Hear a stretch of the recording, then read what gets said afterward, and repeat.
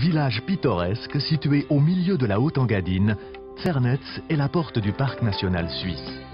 Il est aussi le point de départ de la ligne carte postale Engadine-Merano. La réception du parc national se trouve à Zernetz, dans un édifice d'aspect monolithique conçu par l'architecte grison Valerio Olgiati.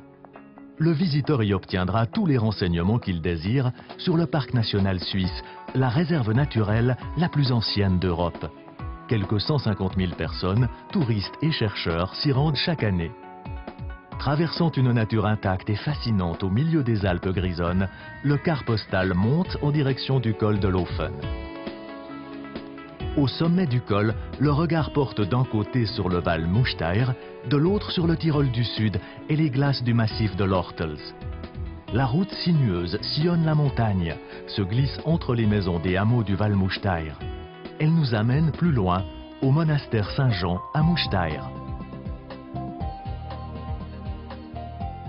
Nous nous trouvons au monastère Saint-Jean de Mustair. Le couvent, qui est inscrit au patrimoine mondial de l'UNESCO, a été fondé il y a plus de 1200 ans, à l'époque de Charlemagne.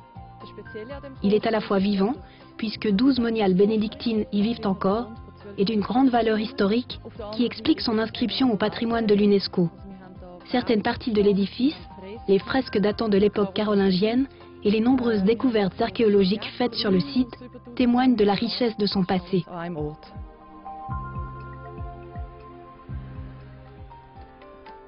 Le car postal franchit la frontière italienne et nous conduit à Glorenza. Cette petite bourgade du Tyrol du Sud possède une enceinte fortifiée et entièrement préservée, flanquée de 7 tours. Un lieu où il fait bon s'arrêter. L'excursion continue ensuite en direction de Mals-Venosta. À Mals-Venosta, le voyageur prend le train du Vinchgurban pour se rendre à Merano, où après un parcours inoubliable, à travers une nature vierge et une histoire toujours vivante, le voyage s'achève en beauté.